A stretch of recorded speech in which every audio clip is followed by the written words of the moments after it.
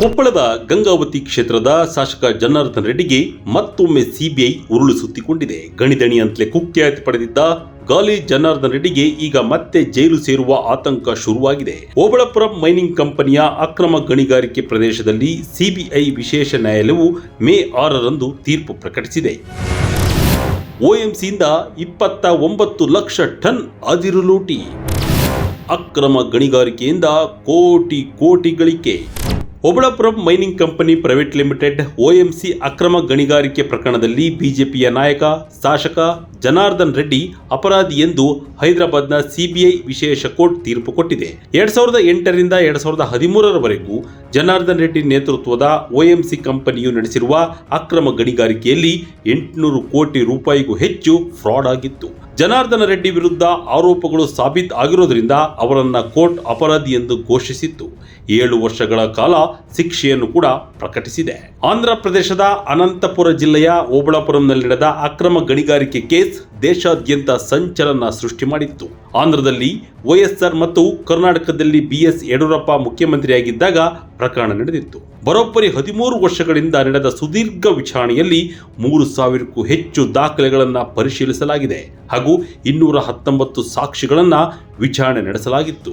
ಮಾಜಿ ಸಚಿವ ಮತ್ತು ಹಾಲಿ ಗಂಗಾವತಿ ಕ್ಷೇತ್ರದ ಶಾಸಕ ಗಾಲಿ ಜನಾರ್ದನ್ ರೆಡ್ಡಿ ಸೇರಿ 8 ಮಂದಿ ವಿರುದ್ಧ IPC ಸೆಕ್ಷನ್ 120B, 420, 409, 468, 471 ಹಾಗೂ ಭ್ರಷ್ಟಾಚಾರ ತಡೆ ಕಾಯ್ದೆಯ ಸೆಕ್ಷನ್ 13/2 ಜೊತೆಗೆ 13/1D ಅಡಿಯಲ್ಲಿ ಪ್ರಕರಣ ದಾಖಲಾಗಿತ್ತು.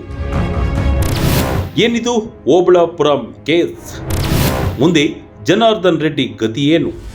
ಜನಾರ್ದನ ರೆಡ್ಡಿಯವರ OMC ಕಂಪನಿಗೆ ಓಬಳಾಪುರಂ ಮತ್ತು ಡಿ ಹಿರೇಹಾಳದಲ್ಲಿ ಕ್ರಮವಾಗಿ 68.5 ಹೆಕ್ಟೇರ್ ಮತ್ತು 39.5 ಹೆಕ್ಟೇರ್ ಪ್ರದೇಶದಲ್ಲಿ ಕಬ್ಬಿಣದ ಅದಿರು ಗಣಿಗಾರಿಕೆ ಗುತ್ತಿಗೆ ವಿಚಾರದಲ್ಲಿ ಅಕ್ರಮವಾಗಿದೆ ಎಂದು ಆರೋಪವಿದೆ.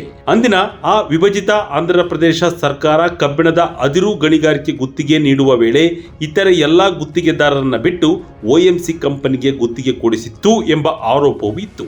ಸಿಬಿಐ 2009ರಲ್ಲಿ OMC ಕಂಪನಿಯ ಅಕ್ರಮ ಗಣಿಗಾರಿಕೆ ಆರೋಪ ಸಂಬಂಧ ತನಿಖೆ ಪ್ರಾರಂಭಿಸಿತ್ತು. ಈ ಅಕ್ರಮದಿಂದ ಆಂಧ್ರ ಪ್ರದೇಶ ಸರ್ಕಾರಕ್ಕೆ 884 ಕೋಟಿ ರೂಪಾಯಿ ನಷ್ಟ ಆಗಿರುವುದನ್ನು ಸಿಬಿಐ ತನಿಖೆ ಮಾಡಿ ಬೆಳಕಿಗೆ ತಂದಿತ್ತು. ಇದೇ ಪ್ರಕರಣದಲ್ಲಿ OMC ವ್ಯವಸ್ಥಾಪಕ ನಿರ್ದೇಶಕ BV ಶ್ರೀನಿವಾಸ ರೆಡ್ಡಿ, ಗಣಿ ಇಲಾಖೆಯ ಮಾಜಿ ನಿರ್ದೇಶಕ VD ರಾಜಗೋಪಾಲ್, ಅಂದಿನ ಗಣಿ ಇಲಾಖೆಯ ಸಹಾಯಕ ನಿರ್ದೇಶಕ ದಿವಂಗತ R ಲಿಂಗಾರೆಡ್ಡಿ, ಜನಾರ್ದನ್ ರೆಡ್ಡಿಯ ಆಪ್ತ ಸಹಾಯಕ ಮೆಫಾಜ್ ಅಲಿ ಖಾನ್ ಕೂಡ ಅಪರಾಧಿ ಎಂದು ಕೋರ್ಟ್ ತೀರ್ಪು ಕೊಟ್ಟಿದೆ. ನಿವೃತ್ತ IAS ಅಧಿಕಾರಿ ಕೃಪಾನಂದಂ ಹಾಗೂ ತೆಲಂಗಾಣದ ಮಾಜಿ ಸಚಿವೆ ಹಾಲಿ ಶಾಸಕಿ ಸಬಿತಾ ಇಂದ್ರಾರೆಡ್ಡಿ ಅವರನ್ನ ಕೋರ್ಟ್ ಪ್ರಕರಣದಲ್ಲಿ ಖುಲಾಸೆಗೊಳಿಸಿದೆ.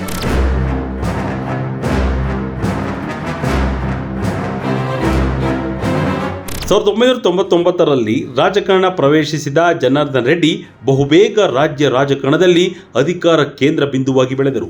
ರೆಡ್ಡಿ ಅವರ ನೆಚ್ಚಿನ ಗೆಳೆಯ ಶ್ರೀರಾಮುಲು ಮತ್ತು ರೆಡ್ಡಿಯವರ ಇನ್ನಿಬ್ಬರು ಸಹೋದರರು ಬಳ್ಳಾರಿ ಎಂಬ ಕಾಂಗ್ರೆಸ್ ಭದ್ರಕೋಟೆಯನ್ನ ಹಂತ ಹಂತವಾಗಿ ಬಿಜೆಪಿಗೆ ಗೆದ್ದುಕೊಟ್ಟರು.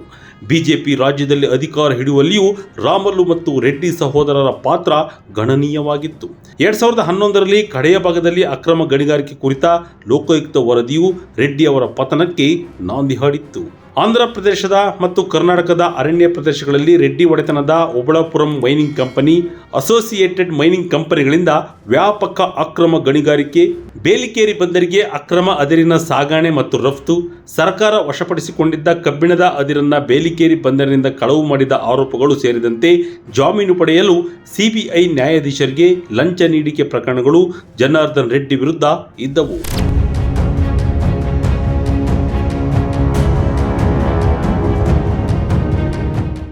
ಈಗ ಜನಾರ್ದನ್ ರೆಡ್ಡಿ ಶಾಸಕ ಸ್ಥಾನ ಕಳೆದುಕೊಳ್ಳುವ ಸಾಧ್ಯತೆಯೂ ಇದೆ. ಈಗಾಗಲೇ 3 ವರ್ಷ ಹೆಚ್ಚು ಕಾಲ ಜೈಲು ಶಿಕ್ಷೆ ಅನುಭವಿಸಿದ್ದು, ಉಳಿದ ಪ್ರಮಾಣದಲ್ಲಿ ಅವಧಿಯನ್ನಷ್ಟೇ ಜೈಲಿನಲ್ಲಿ ಕಳೆಯಬೇಕಾಗುತ್ತದೆ. ಇನ್ನು ಬಂಧಿಸದಂತೆ ಜಾಮೀನು ಅರ್ಜಿಯನ್ನು ಜನಾರ್ದನ್ ರೆಡ್ಡಿ ಪರ ವಕೀಲರು ಹೈದರಾಬಾದ್ ಹೈಕೋರ್ಟ್ನಲ್ಲಿ ಸಲ್ಲಿಸುತ್ತಿದ್ದಾರೆ. ಕೋರ್ಟ್ ಜಾಮೀನು ಮಂಜೂರು ಮಾಡಿದರೆ ಸದ್ಯಕ್ಕೆ ಕೊಂಚ ನಿರಾಳ ಆಗ್ತಾರೆ, ಇಲ್ಲವಾದರೆ ನೇರವಾಗಿ ಜೈಲು ಸೇರಬೇಕಾಗುತ್ತದೆ.